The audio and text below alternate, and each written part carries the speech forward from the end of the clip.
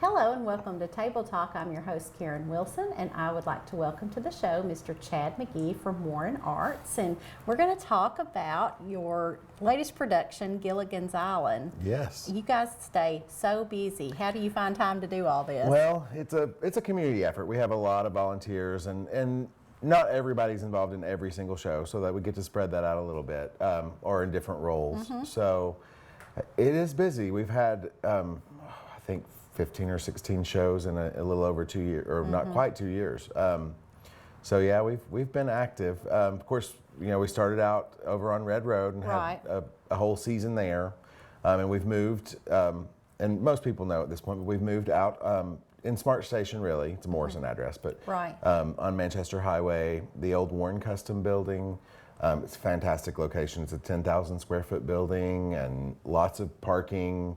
And we really have about 7 acres that eventually we'll have some outdoor events on that as well. And we've got the theater space pretty much finished. We got brand new air conditioning added to the air conditioning we already had.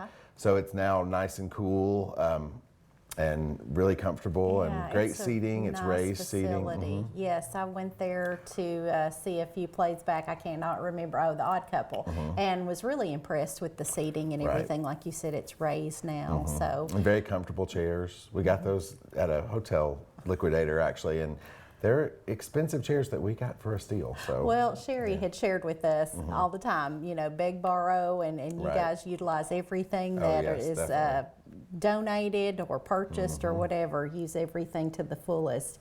Well, tell us a little bit about Gilligan's Island, and where, of course, there was a long-running show, I believe 2 years and lots of episodes, but where does the story begin with the play? Well, it's kind of like the pilot episode. I mean, it does spend time introducing you to the characters and what's going on, and then it plays like an episode, very much so.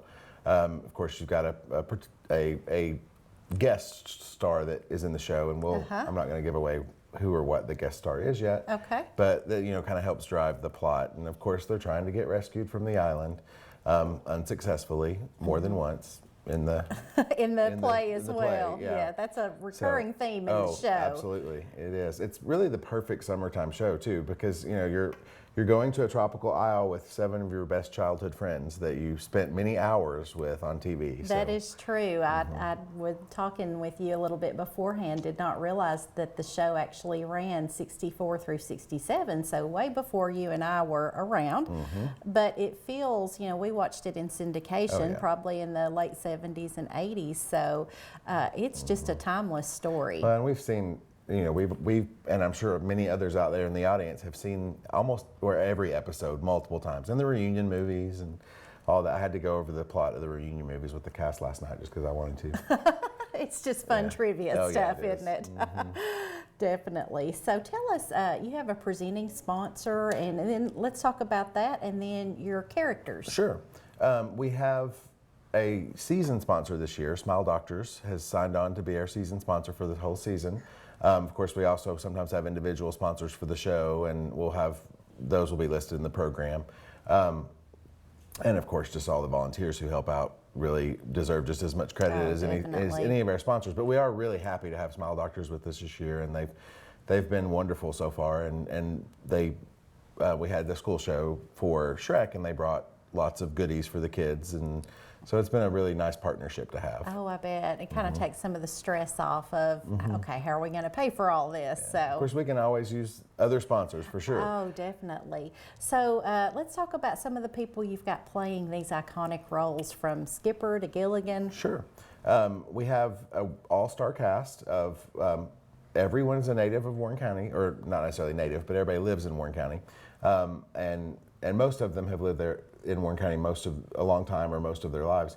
We do have somebody, I'm always happy to introduce somebody to the stage, and sadly she couldn't be here today, but Jennifer Swims is playing Lovey Howell, and she's actually only lived in McMinnville for about 4 months. Her husband is the youth pastor at Central now, Church of Christ. And she's fantastic. She's done theater for years, and so she was looking for the local theater to be involved in, and came into auditions, and she's been a great addition. And it's always great to introduce somebody to the stage in Warren County that hasn't been before. And that's a fun role too. It is really fun. And then of course, Skipper is one of our frequent stage actors at Warren Arts. It's Rob Nunley. And then Gilligan is Caden Hobbs. Thurston Howell is Brian Carr. Mary Wanamaker is Ginger. Tyler Morton is the professor, and Allie Dixon is Marianne. So it's a wonderful cast. Probably the best assemblage of voices that have ever been on stage together in Warren County. They can all sing like crazy. It's awesome to hear. And we will say it is a musical. You know, no music on the show other than the opening, but they do have song and dance as far as the play goes. The song, everybody will recognize, of course, the theme song, both the beginning theme song and the end theme song. The other songs in between people probably won't know, but they're really fun songs. I mean, the cast recording that they send out so that you can have something to listen to was terrible. Okay. None of us really liked the songs that much. And then, as our cast has really worked through them, and they sing them so well that I'm just in love with this music at this point. They're way better than the cast recording. And I think the cast recording was probably, they were just hiring session musicians to come in and do it just so they had a reference recording. But because you can hear them talking at the end, like, good job, and all that kind of stuff. But this cast just sounds fantastic. That's good. Well, and that's such an essential part. If you're there, you do want to hear, the songs, and you may not be able to quite join in, but I'm sure they fit the place of the island, and probably real tropical and fun. As you said, a great thing to do in the summer. So tell us about the dates and how we can get tickets. Sure. The show opens June 28th, which is about a week and a half from now. And it'll run that Friday night, that Saturday night, and that Sunday at 2 p.m. for the Sunday show. Then the next weekend, so right after the 4th of July, the 5th, 6th, and 7th, it'll also run. Okay. And, there's not much more American than Gilligan's Island, so it's a great way to celebrate that 4th of July extended weekend, after the 4th.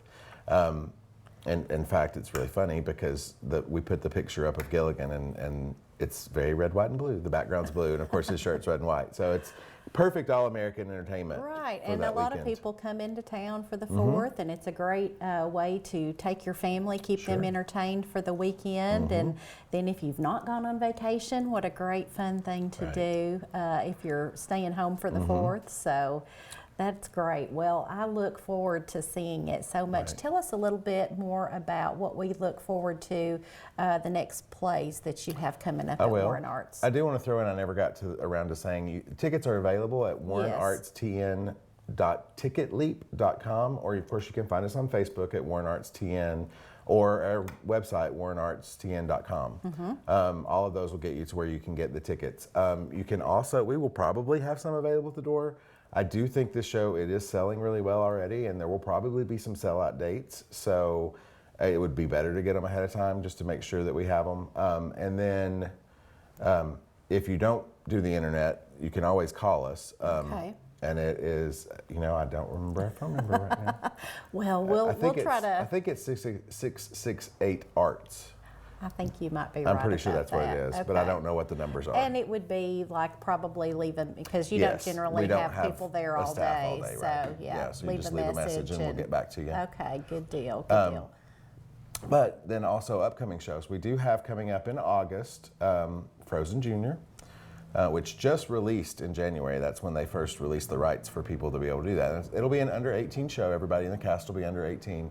They had auditions this week, so they're going to get started on it really soon.